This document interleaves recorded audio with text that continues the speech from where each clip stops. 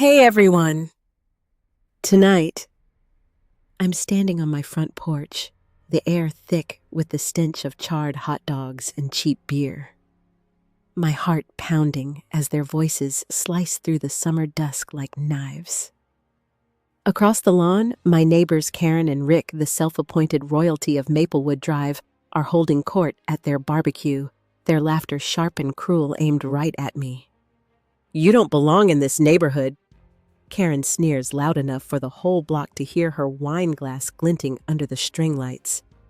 Rick chuckles, egging her on, while their clique of sycophants snickers. I'm frozen, my fists clenched, the heat of humiliation crawling up my neck. You probably wouldn't last a week living next to someone like this. So before you settle in, please take a moment to like this video and subscribe, but only if you actually want more raw stories like this. Drop a comment below. Where are you listening from? And have you ever had a nightmare neighbor? Now take a deep breath, because here's everything you never knew about the war. I survived on my own front lawn. The barbecue wasn't supposed to be a battlefield. I'd moved to Maplewood 6 months ago, chasing a fresh start after a brutal divorce. This was my dream, a cozy craftsman with a wraparound porch, a place to rebuild. But Karen and Rick, they marked me as an outsider from day one. It started with small things, Karen's icy stares when I waved Rick's passive-aggressive notes about my lawn not being up to code. Tonight, though, they've escalated. Their barbecue is a public stage, and I'm the punchline. I'm standing just beyond the glow of their tiki torches, clutching a plate of store-bought cookies I'd brought as a peace offering. They didn't even make it to the table. "Look at her," Karen says, her voice dripping venom.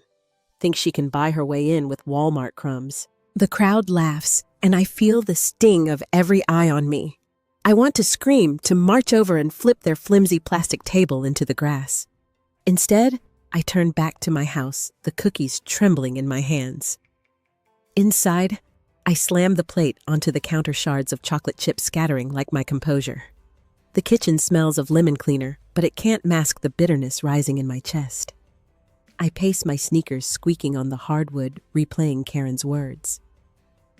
You don't belong. It's not just an insult, it's a declaration of war. They don't know me. They don't know the fire they've lit. I stop at the window, peering through the blinds. Their party rages on, oblivious to the storm brewing in me. I spot Rick tossing a beer can onto my lawn. It glints under the streetlight, a deliberate taunt. I'm out the door before I can think, the cool night air hitting my face as I snatch the can and hurl it back over their fence. It clatters against their patio, and the music skips for a second. Karen's head whips toward me, her eyes narrowing. Problem, she calls, her tone daring me to escalate.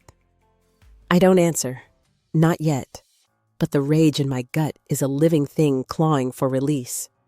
I retreat to my house, my heart hammering, knowing this is only the beginning.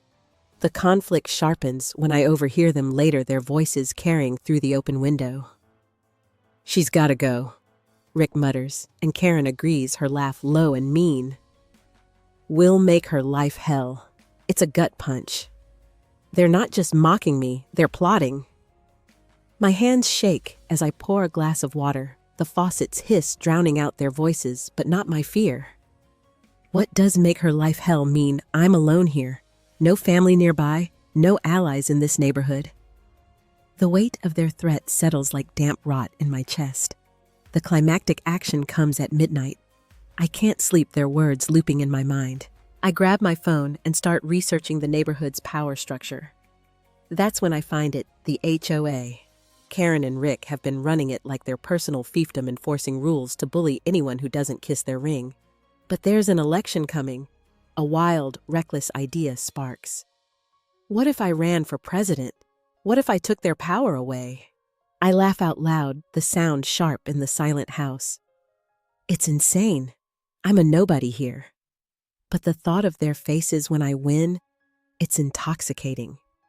The moment of change hits as I sit at my kitchen table, scribbling notes about the HOA bylaws. The fear is still there, but it's morphing into something else, defiance.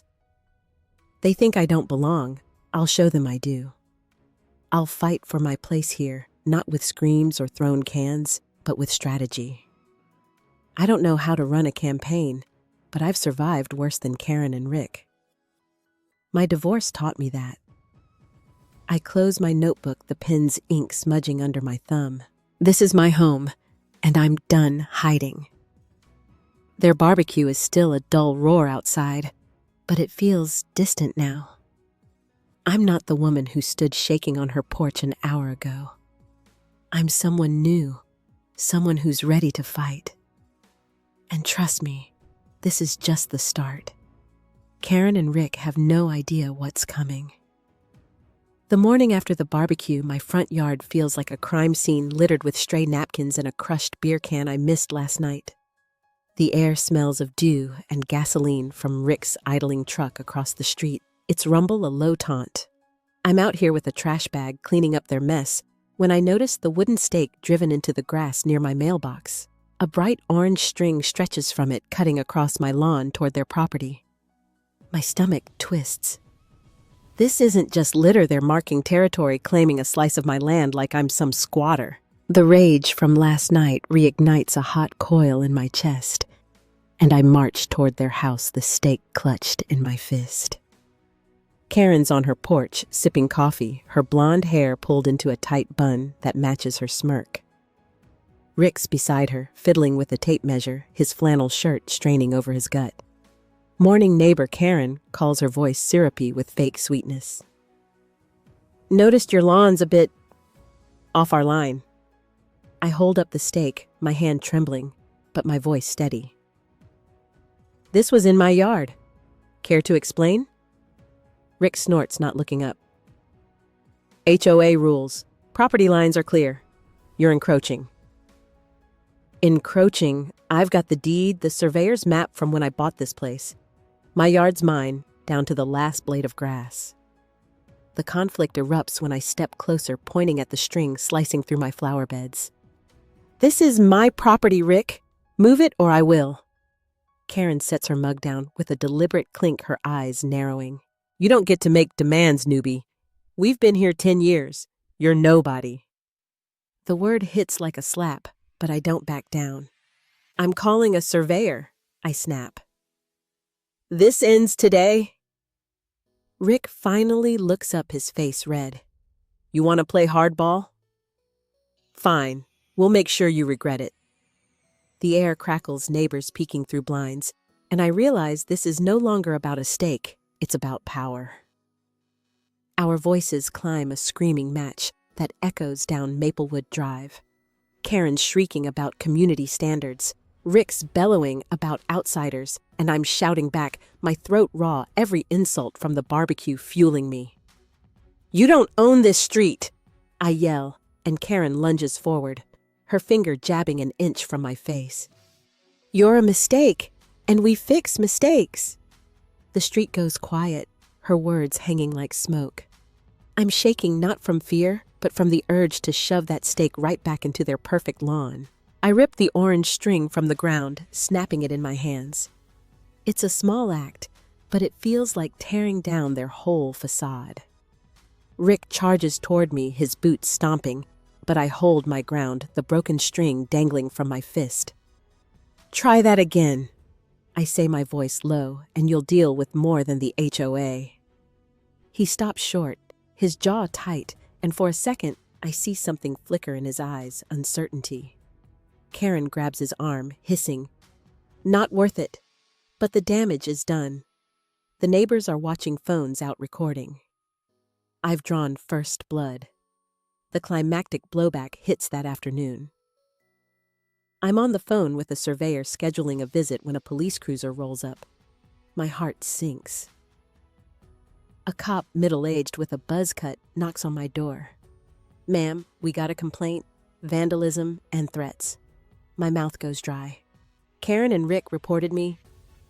The cop's skeptical, but says I caused a disturbance by destroying their survey marker. I show him my deed, explain the stake, but he just shrugs. Keep the peace, or this gets messier. As he leaves, I spot Karen watching from her window, her smile venomous. They've weaponized the system, and I'm the one on a leash. The chilling threat comes that night. I'm in my kitchen, the house dark, except for the glow of my laptop as I research HOA election rules. A thud outside makes me jump, something heavy hitting my porch. I creep to the door, my pulse racing, and find a brick wrapped in paper. Scrawled in Sharpie, leave or lose more than your yard. The street's silent, but I know it's them. My hands shake as I clutch the brick, the weight of their hatred sinking in. They're not just bullying, they're escalating. I lock the door, my breath shallow, but I don't call the cops. Not yet. This is personal.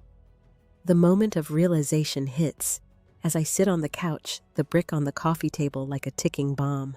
I've been reactive, letting their taunts and stakes push me into corners. But that brick? It's a mistake. They've shown their hand, and it's dirty. I grab my phone and snap a picture of it, then email my lawyer friend Sarah asking for advice. She replies instantly, document everything. They're overplaying. She's right. Karen and Rick think they're untouchable, but they're sloppy. And I'm not the pushover they expected. I lean back the couch, creaking under me, and stare at the ceiling. The HOA election is 3 months away.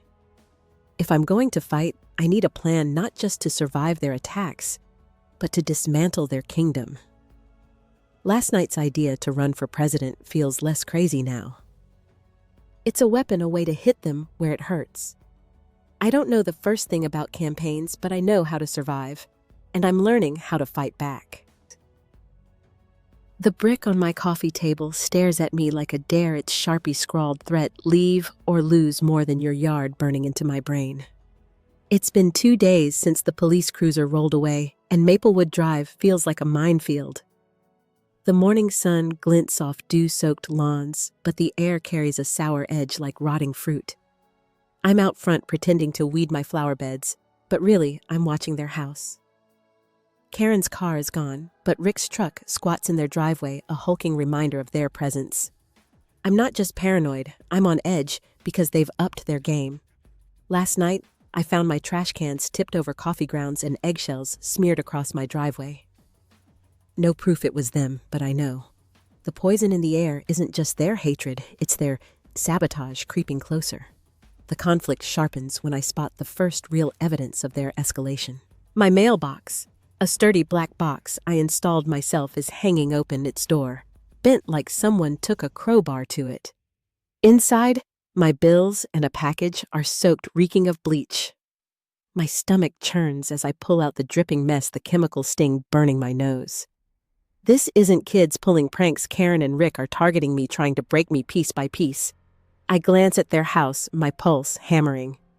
Rick's on his porch now, pretending to read a newspaper, but his smirk says he's watching. I want to storm over, shove the ruined mail in his face, but I've learned from the property line fight. Rage won't win this. Evidence will.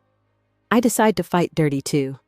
That afternoon, I'm in my garage rigging a cheap security camera I bought online. My hands shake as I wire it to a battery pack, hiding it in a birdhouse I mount near my mailbox. It's a small act of rebellion, but it feels like loading a gun. I'm done being their victim. If they're pouring bleach and smashing my property, I'll catch them. The camera's lens glints as I adjust it, pointing straight at my front yard. I imagine Karen's face when I show the footage to the HOA or the cops. It's a spark of power in my veins, but it's risky. If they catch me spying, they'll twist it, paint me as the creep. Their sabotage escalates that night. I'm jolted awake at 2 a.m. by a blaring car alarm mine. I stumble to the window, my heart in my throat, and see my sedan's lights flashing in the driveway. The street's dark, but I catch a shadow moving near their fence.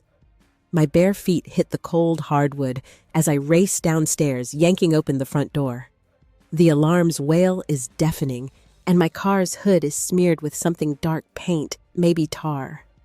Neighbors' lights flick on, curtains twitching, but no one comes out. I shut off the alarm, my breath ragged, and scan the shadows. Nothing. But I know it's them. The brick, the bleach now.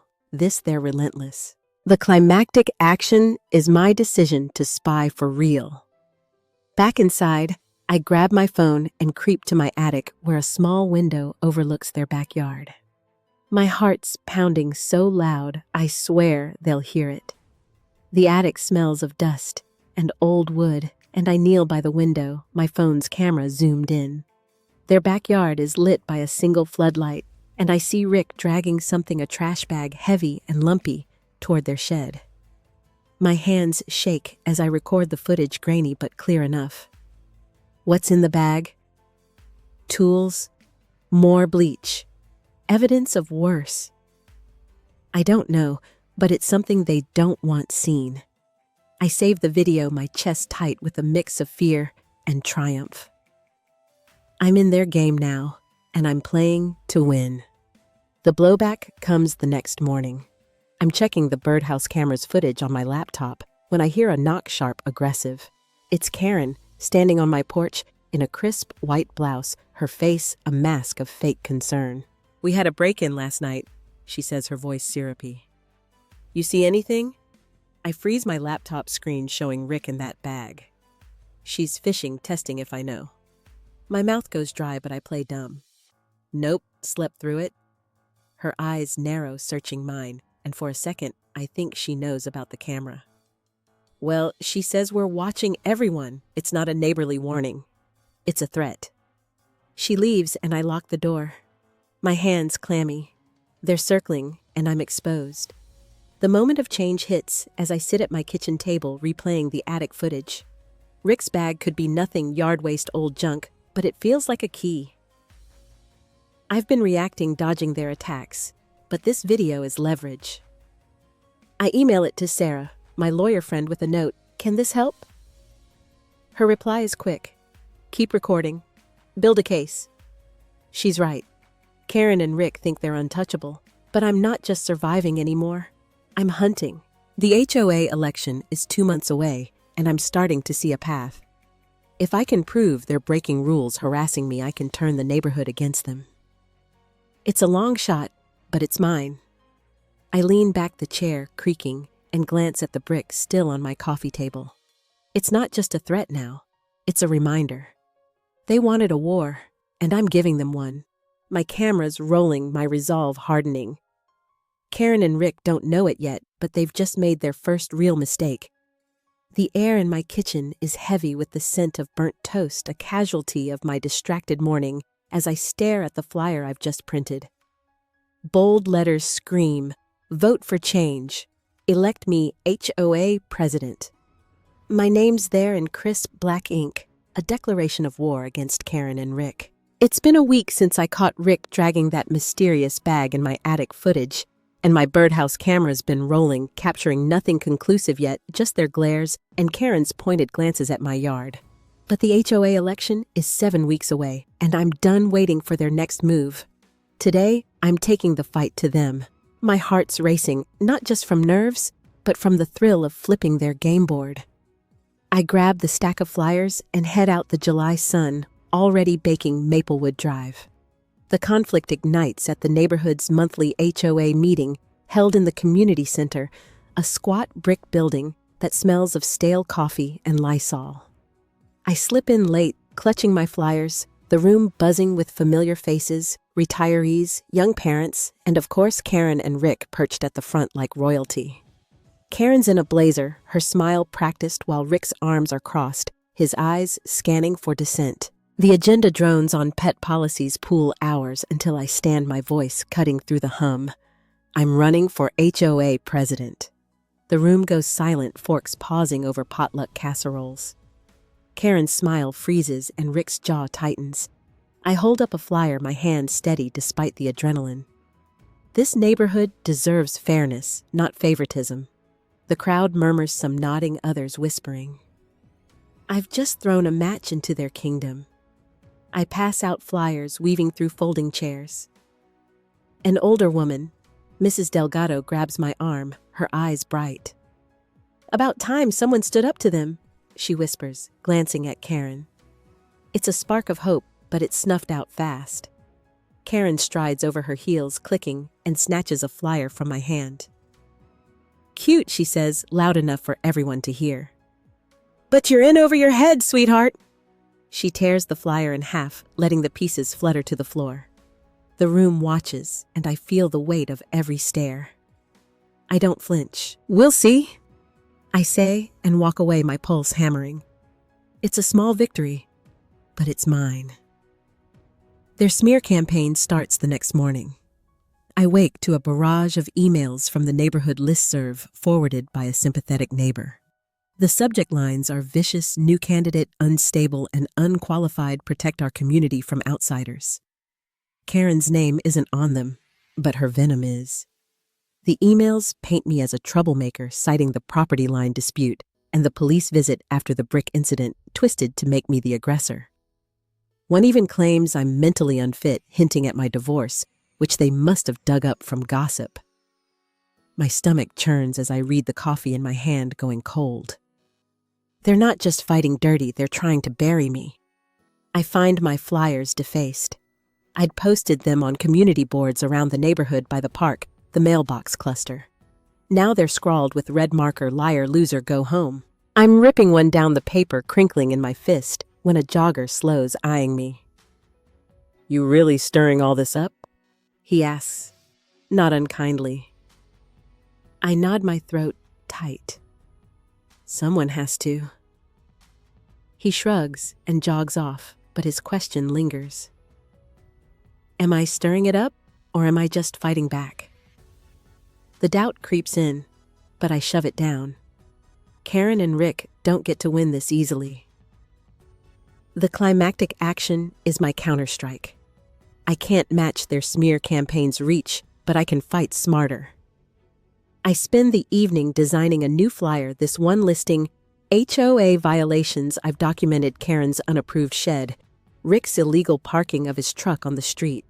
I cross-reference the bylaws, my laptop screen glowing in the dark, as I work. Then I email it to every neighbor, signing it with my name and a simple message. Transparency, not tyranny. It's a risk calling them out publicly could backfire, but I'm done playing nice. By morning, my inbox is flooded with replies. Some are angry, accusing me of slander, but others are curious, even supportive. I've cracked their facade, and people are noticing. The blowback is swift. That afternoon, Rick bangs on my door, his face beet red.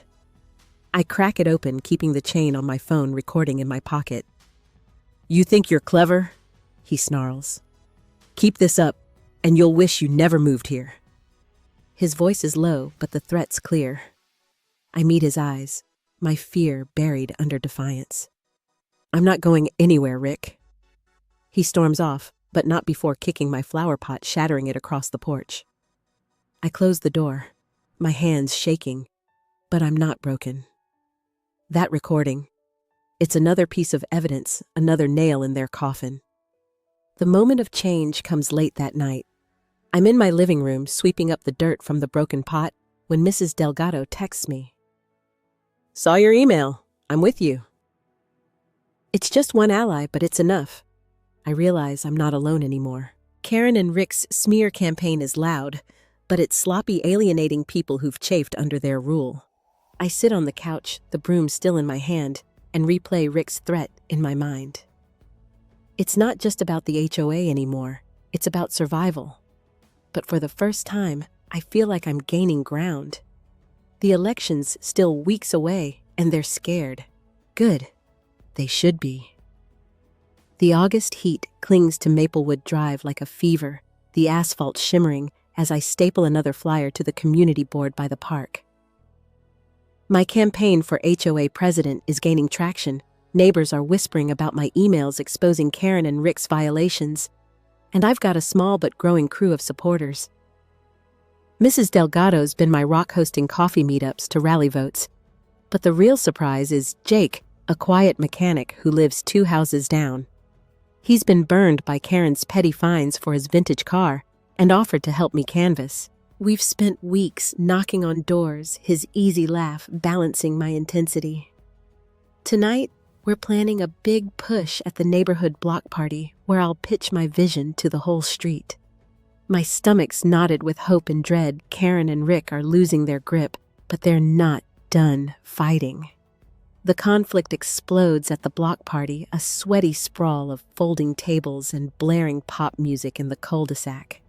I'm at a makeshift podium, a card table draped with a checkered cloth, laying out my plan: fair rules, transparent budgets, no more bullying.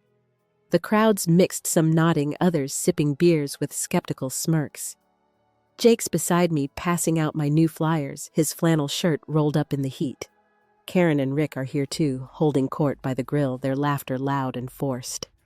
I'm mid-sentence when Jake steps forward, his face pale. "I need to say something," he mutters, and my heart sinks. The air shifts like the moment before a storm. He clears his throat and says, "I'm backing Karen for president. She's got experience." The crowd gasps, and I freeze, my flyer crumpling in my hand. Jake, my ally, my friend, has just stabbed me in the back. I stare at him, the betrayal cutting deeper than Karen's sneers ever could. His eyes won't meet mine, fixed on the ground, as Karen strides over her smile triumphant. "Told you, sweetheart," she says loud enough for everyone to hear. Nobody trusts a troublemaker. The crowd's buzzing, some whispering, others turning away. I want to scream at Jake, demand why, but my voice is gone, swallowed by the humid night. Mrs. Delgado grabs my arm, her grip fierce. "Don't let them see you break," she hisses. I nod, forcing my shoulders back, but inside, I'm reeling. Jake's defection isn't just a loss. It's a signal to the fence sitters that I can't be trusted. The blowback hits the next morning. My phone's blowing up with texts from supporters, some wavering, others outright bailing. The neighborhood listserv is flooded with Karen's gloating posts, calling Jake's switch-proof "I'm divisive." She's twisted his betrayal into a campaign ad claiming I alienate good neighbors. I'm in my kitchen, the smell of coffee grounding me as I scroll through the damage. Then I find it, a blurry photo on the listserv, posted anonymously, of Jake shaking hands with Rick outside their house last night. My blood runs cold. They bought him or threatened him. Either way, he's theirs now. The election's 6 weeks away, and my campaign's on life support. I confront Jake. I find him in his driveway, tinkering with his car, the tang of motor oil sharp in the air. Why I demand my voice raw. He flinches, wiping his hands on a rag. "They know about my fines," he mumbles. "Said they'd clear 'em if I backed her. I got kids' debts." His excuses trail off, and I see the shame in his eyes, but it doesn't soften the sting. "You sold me out," I say, and walk away, my sneakers scuffing the pavement.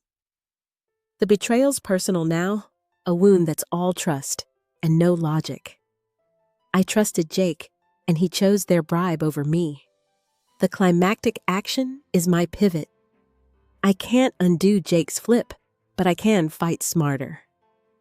I spend the evening with Mrs. Delgado, hashing out a new strategy. We draft a letter to the neighborhood, not attacking Jake, but focusing on Karen and Rick's tactics. Intimidation favors lies. I include screenshots of their violations from my camera footage. Rick's truck parked illegally, Karen's shed still standing despite complaints. "This is who they are," I write. "Bullies, not leaders." We print 200 copies, and I spend the night slipping them under doors, my flashlight bobbing in the dark. It's exhausting, but it's a lifeline. I'm not out yet. A text from an unknown number lights up my phone. "You're making enemies." Stop. My heart skips, the brick's threat echoing in my mind. It's not signed, but it's them or their allies. I save the text, my jaw tight. They're scared, doubling down, because my letter's hitting nerves. I'm not just a candidate now, I'm a threat. The fear's there, but so is the fire. They've pushed me too far to quit.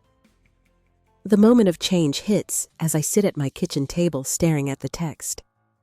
Jake's betrayal could have broken me, but it's clarified something. This isn't just about winning.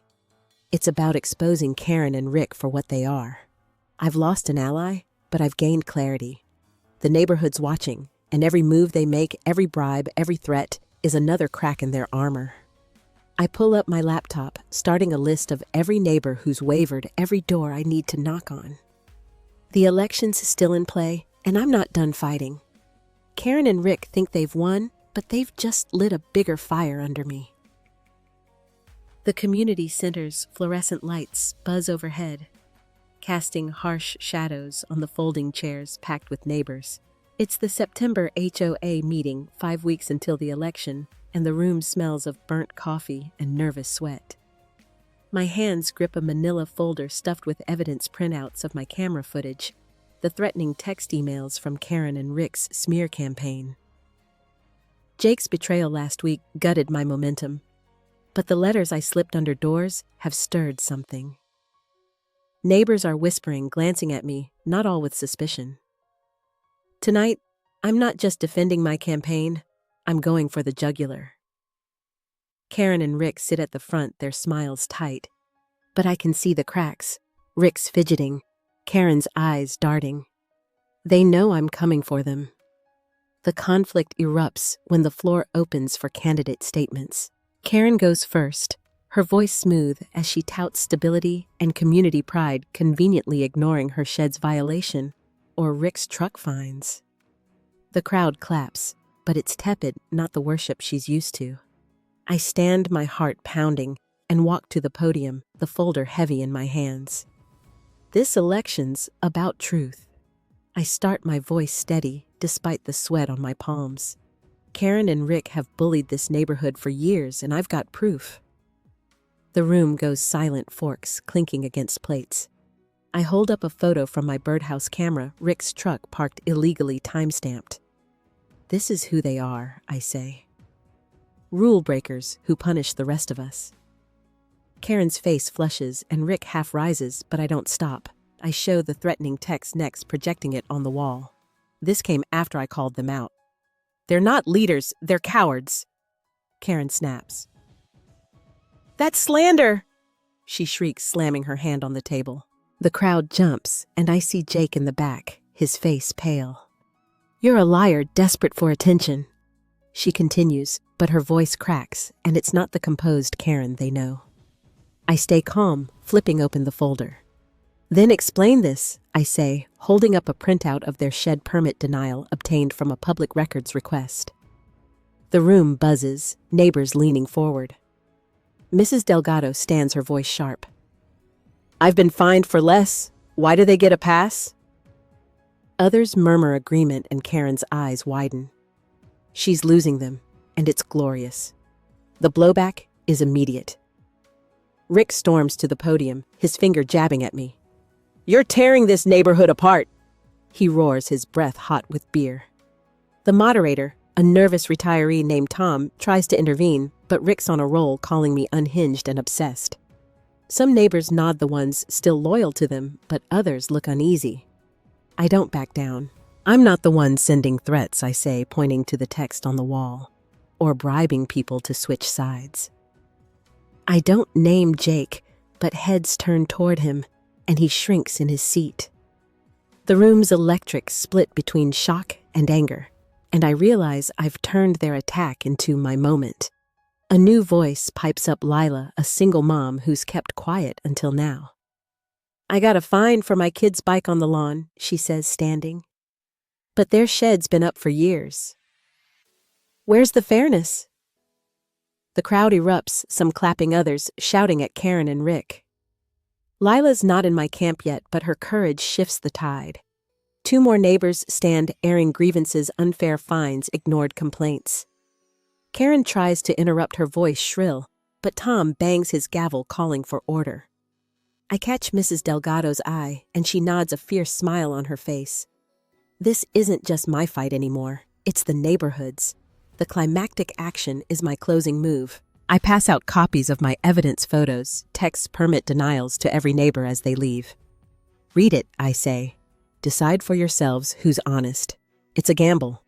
Some will side with Karen out of fear or loyalty, but others are ready to listen. I'm shaking as I hand out the last packet, the weight of the night settling in. I've exposed their lies, not just to hurt them, but to free the street from their grip. The election's still a battle, but tonight, I've drawn blood. Outside under the streetlights, neighbors linger clutching my packets. Lila approaches her toddler, asleep on her shoulder. I didn't know, she says softly. I'm voting for you. It's not a promise of victory, but it's a lifeline. Then I spot Jake across the parking lot talking to Rick, his head bowed. My chest tightens not with anger, but with pity. He's trapped, but I'm not. I've got allies now, people who see the truth. Karen and Rick's lies are unraveling, and I'm the one pulling the thread. The moment of change hits as I drive home, the folder empty on the passenger seat. The meeting was a risk, but it's paid off. I'm not the outsider anymore. I'm a voice for everyone they've stepped on. My phone buzzes with texts from supporters, some I didn't expect like Lila. The fear's still there.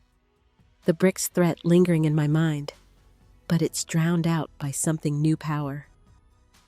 I've got evidence allies and a neighborhood waking up. Karen and Rick think they can intimidate me into silence, but they're wrong. Tonight, I didn't just unmask them, I lit a fire. And it's spreading. The October chill seeps through my jacket as I slip flyers into mailboxes down Maplewood Drive, the streetlights casting long shadows across the lawns. It's been a week since I exposed Karen and Rick's lies at the HOA meeting, and the neighborhood's buzzing. Some neighbors are rallying behind me, others whispering about the drama. The election's 4 weeks away, and my birdhouse camera's been rolling, catching nothing but Rick's glares and Karen's pointed stares. Tonight, I'm pushing my campaign harder, each flyer a brick in the wall I'm building against them. But the air feels wrong, heavy with the metallic tang of impending rain. My gut's screaming that Karen and Rick aren't done. They're cornered, and cornered, animals bite. The conflict detonates just past midnight. I'm jolted awake by a crash outside, sharp and deliberate like glass shattering. My heart slams against my ribs as I stumble to the window, yanking the blinds aside. My front yard's a mess. My mailbox, the one they doused with bleach months ago, is now a twisted wreck, smashed flat.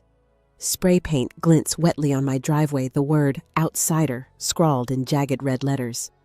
The street's dark, but I catch a flicker of movement near their fence, 2 figures hooded sprinting back to their house. My blood boils. This isn't just sabotage, it's a scream of desperation.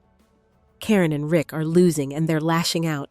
I grab my phone and race outside, the cold pavement biting my bare feet. The spray paint's fumes burn my nose, and the mailbox's metal groans under my touch, warped beyond repair. But my birdhouse camera, it's still there, its tiny lens glinting in the moonlight. I'm shaking not from fear, but from a feral kind of hope. If it caught them, this is over. I sprint back inside, my breath ragged, and pull up the footage on my laptop. The grainy video shows 2 figures, one with Rick's broad shoulders, the other with Karen's sharp movements smashing the mailbox and painting my driveway. My fists clench, a laugh escaping me. They're done. I've got them. Their vandalism escalates the stakes, but it's their sloppiness that seals their fate. I call the police, my voice steady despite the adrenaline. 2 officers arrive within the hour, their cruiser's lights painting my house blue and red. I show them the footage, the spray paint still wet on my driveway, the mailbox, a crumpled heap. The older cop. Officer Hayes watches the video twice, his brow furrowing. This is clear, he says. We'll need to talk to them. I nod, my chest tight with triumph and dread. Neighbors are awake now, porch lights flicking on faces peering through curtains. Karen and Rick's house is dark, but I know they're watching. They thought they could break me, but they've just broken themselves. The climactic action is the police visit to their house. I stand on my porch wrapped in a blanket as Officers Hayes and his partner knock on Karen and Rick's door. The street's silent, the air thick with tension. Karen answers, her hair disheveled, her voice shrill as she denies everything. Rick's behind her, silent but glaring.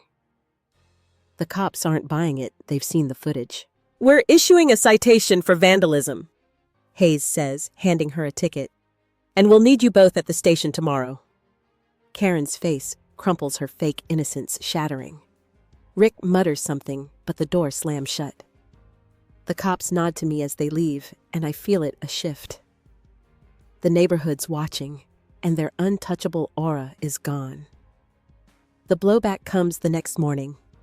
My phone's flooded with texts and emails, the neighborhood listserv erupting.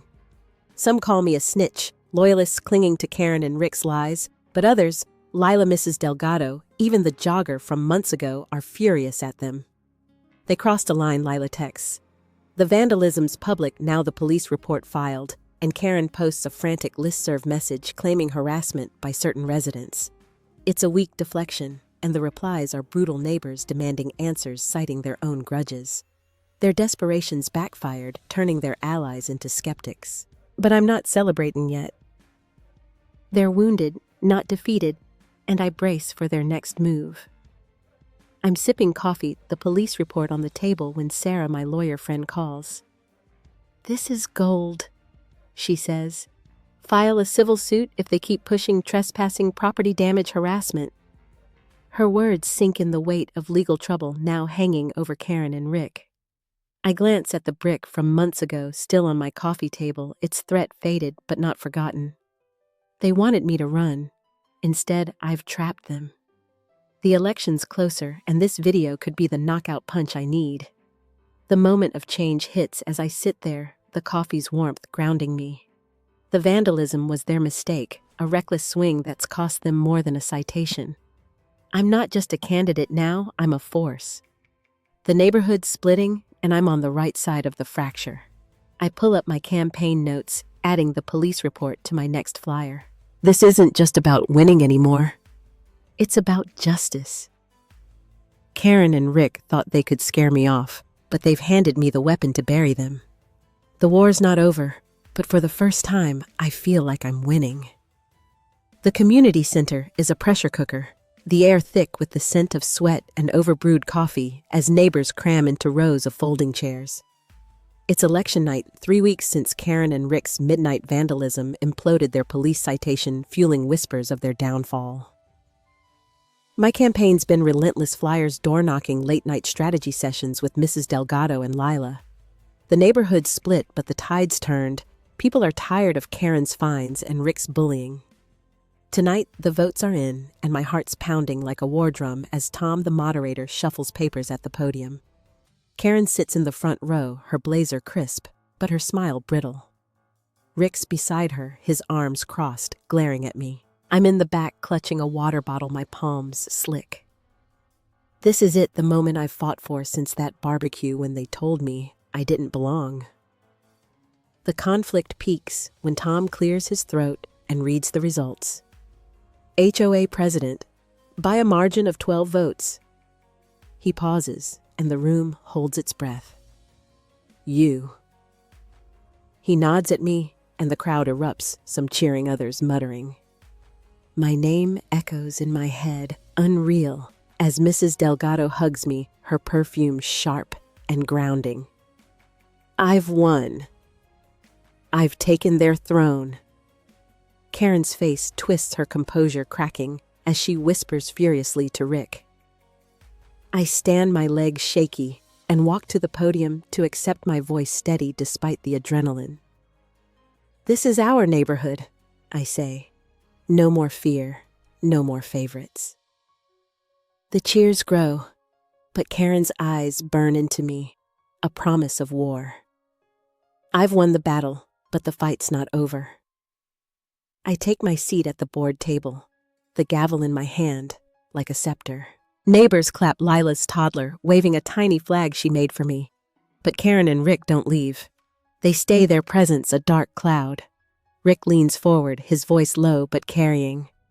Enjoy your little victory, he says. This isn't over. It's not just a threat, it's a vow. The room quiets, and I meet his stare, my jaw tight. It's over when the rules apply to everyone I say.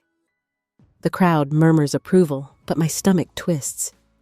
They're not slinking away, they're plotting. The gavel's heavy in my hand, a symbol of power, but also a target on my back. The blowback hits the next morning. I wake to a trashed inbox, angry emails from Karen's loyalists calling my win rigged and demanding a recount. The list serves a battlefield with anonymous posts accusing me of harassing Karen and Rick into losing. I'm in my kitchen, the smell of toast grounding me as I scroll when a text from Sarah, my lawyer friend, pops up.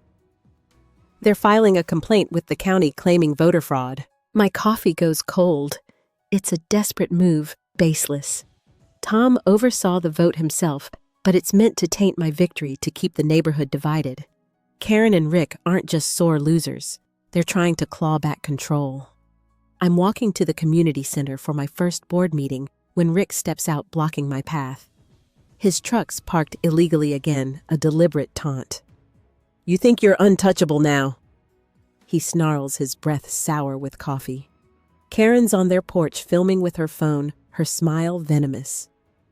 "We're coming for you," she calls. My heart races, but I don't flinch. "Break another rule and I'll fine you myself," I say, nodding at the truck. Rick's face reddens, but he steps back. I walk away, my pulse hammering, their camera still rolling. It's a power play, but I'm not the scared newcomer anymore. I'm the president, and they're on my turf. The climactic action is my first act as president. At the board meeting, I propose an audit of past fines and violations, starting with Karen and Rick's shed and truck. The board, Mrs. Delgado Lila, and a neutral retiree named Carl agrees, and we vote to issue notices. I sign the paperwork, my pen scratching loud in the quiet room. It's not just policy, it's justice. The notices will hit their mailbox tomorrow, a public reminder that no one's above the rules. Neighbors in the audience nod, some clapping, but I know this will light a fuse. Karen and Rick won't take it quietly, and I'm ready for the explosion. In my living room, the gavel on my coffee table beside the brick from months ago. My phone buzzes with a voicemail from Karen, her voice icy. "You'll regret this. We're not done." I save it, my hands steady. It's another piece of evidence, another misstep. Sarah's already drafting a cease and desist letter citing harassment. I lean back the couch, creaking, and stare at the ceiling. Their vow of revenge is real, but so is my power. The neighborhood's watching, and every threat they make digs their grave deeper. The moment of change hits as I sit there, the house silent, except for the hum of the fridge. Winning the presidency isn't the end, it's a beginning. I've got the gavel, the votes, the truth on my side. Karen and Rick's threats are loud, but they're hollowing out. The neighborhood's shifting, people like Leela and Mrs. Delgado stepping up, no longer afraid. I'm not just fighting for me anymore, I'm fighting for them. Their revenge is coming, but I'm not the woman who froze at their barbecue. I'm the one who took their crown, and I'm ready for whatever they throw next. The November wind bites at my face as I stand in the community center parking lot, the sky bruised with clouds promising rain. It's been a week since I won the HOA presidency, and the notices I issued for Karen and Rick's violations, their illegal shed, and Rick's truck have lit a fire. The list serves a war zone, their allies screaming abuse of power, while my supporters like Lila and Mrs. Delgado fire back with years of grievances. Tonight's an emergency HOA meeting called by Karen's loyalists to challenge my leadership. The center's packed, the air thick with tension and the sour tang of spilled wine from a nearby table. My gavel's in my bag, but my real weapon is the folder of evidence, camera footage. Police reports their threatening voicemail. Karen and Rick are here, their faces hard, ready to turn this into a circus. But I'm done dodging. Tonight they face the neighborhood they've terrorized. The conflict explodes when Karen takes the floor, her voice sharp as she accuses me of tyranny. She's in a navy dress, her hair perfect, but her hands tremble as she waves a copy of my violation notice. "This is personal," she cries, pointing at me. She's weaponizing the HOA to settle scores. Rick stands beside her, nodding his glare, daring anyone to disagree. The crowd's divided, some clap for her, others mutter their eyes on me. I rise, my heart pounding, but my voice steady. "This isn't personal," I say, holding up the folder. It's accountability. You've broken rules for years while fining others for less. I project my evidence on the wall, the birdhouse camera footage of their vandalism, the police report their shed's denied permit. The room gasps, and Karen's face pales. I've just turned her stage into a courtroom. Rick snaps, lunging toward the projector as if he can smash the truth. Lies, he roars, but Tom, the moderator, grabs his arm, pulling him back. The crowd's on edge, some shouting, others filming with their phones. Karen tries to recover her voice shrill. She faked that footage, but her lies' flimsy neighbors recognize Rick's truck, the shed, the spray-painted outsider on my driveway. Lila stands, her voice cutting through the chaos. You fined me for my kid's bike, but kept that shed. Explain that? The room erupts, more voices joining Mrs. Delgado the jogger, even Jake, who's been silent since his betrayal. He mutters, "It's true," and the crowd turns on Karen and Rick, their loyalty crumbling. The blowback is brutal. Karen's loyalists try to rally, one shouting, "She's dividing us," but it's too late. The evidence is undeniable. I play their voicemail next, Karen's icy, "You'll regret this," echoing through the speakers. The room goes quiet, the weight of her threat sinking in. A retiree named Carl once neutral stands. "I've lived here 20 years, he says. "Never seen anything this low."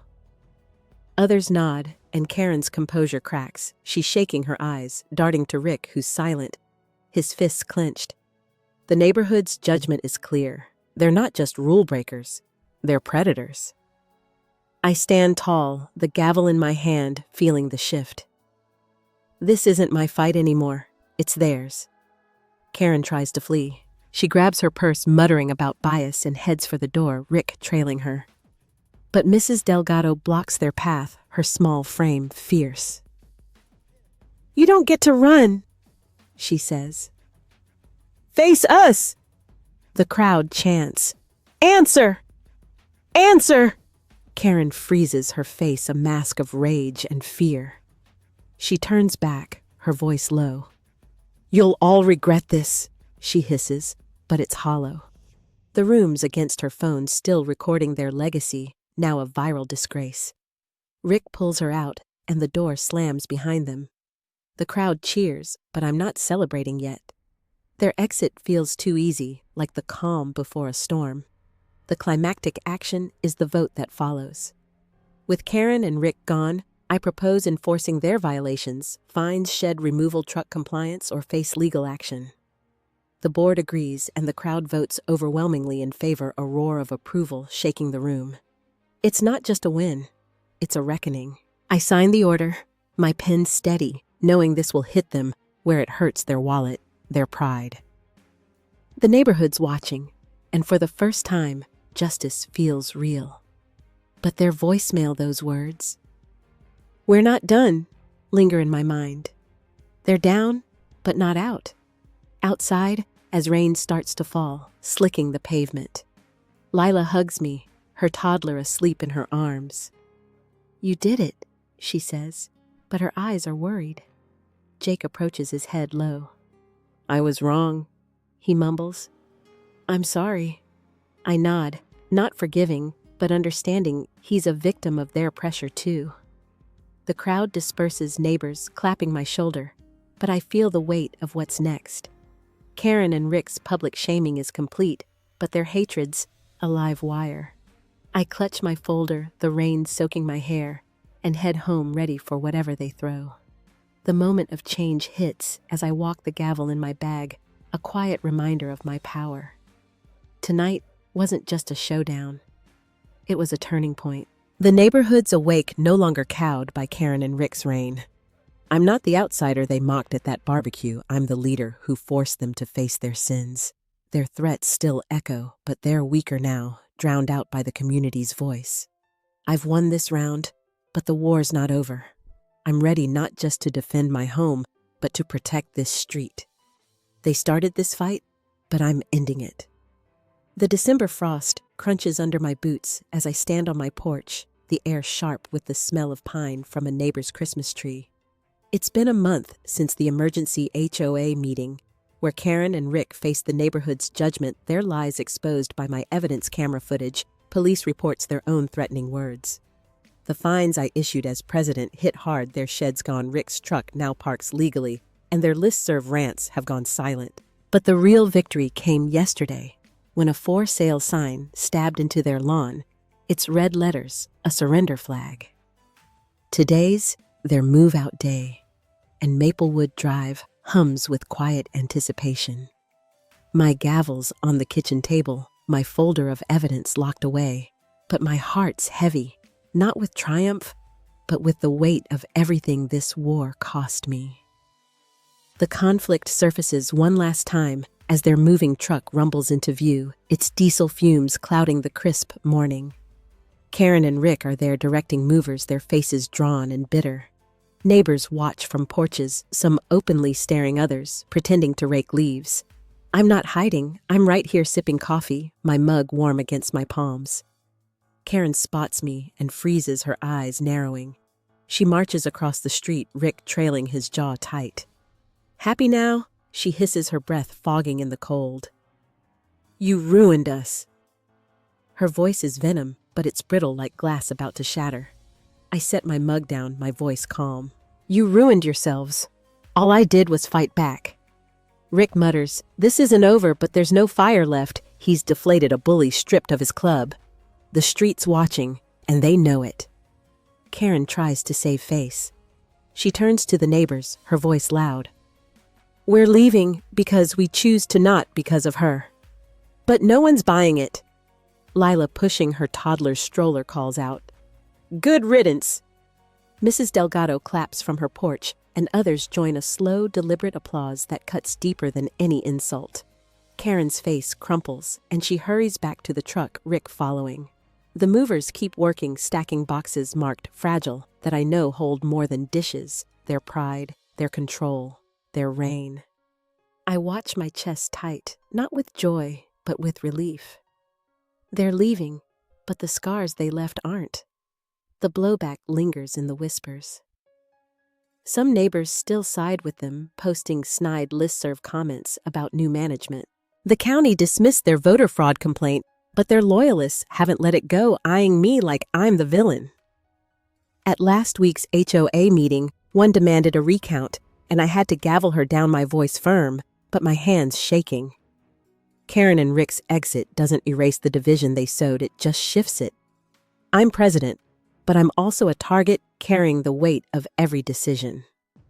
My phone buzzes with a text from Sarah, my lawyer friend. They're gone, but stay sharp.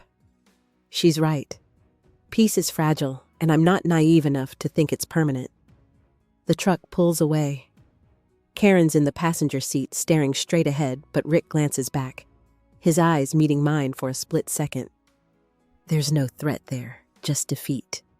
The truck's taillights fade, and the street feels lighter, like it's exhaling. Neighbors drift over Lila, Mrs. Delgado, even Jake, who's been quietly rebuilding trust with small gestures. You did this, Leela says, hugging me. I nod, but my throat's tight. I did, but at what cost? The brick from their first threat sits on my coffee table, a reminder of the fear I lived with. I won, but I'm not untouched. The climactic action is my quiet reclaiming of the street. That afternoon, I organize an impromptu block cleanup, raking leaves, fixing mailboxes, painting over faded curb numbers. It's not an HOA mandate, it's a statement. Neighbors join in, kids laughing, music playing from someone's speaker. We're not just cleaning, we're healing. I hammer a new mailbox into place, its black metal gleaming, replacing the one they smashed. It's small, but it's mine, like this victory. The frost sparkles under the streetlights as we finish, and for the first time in months, Maplewood Drive feels like home. I'm planting bulbs, tulips for spring, my hands deep in the cold earth. The neighborhood's quiet, the moving truck long gone. I think of their barbecue, their sneers, the brick, the paint on my driveway. Each bulb I plant is a promise to myself, to this street, that I'm here to stay. The scars are real, but so is my strength. I pat the soil, my fingers numb, and stand the stars sharp above. They're gone, and I'm still standing. The moment of change hits as I walk inside the house, warm and smelling of cedar from my tiny Christmas tree.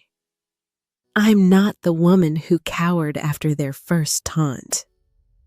I'm the one who fought, won, and rebuilt. The neighborhood's not perfect, divisions linger, and I'll face challenges as president, but it's mine now, ours. Karen and Rick's move out isn't the end.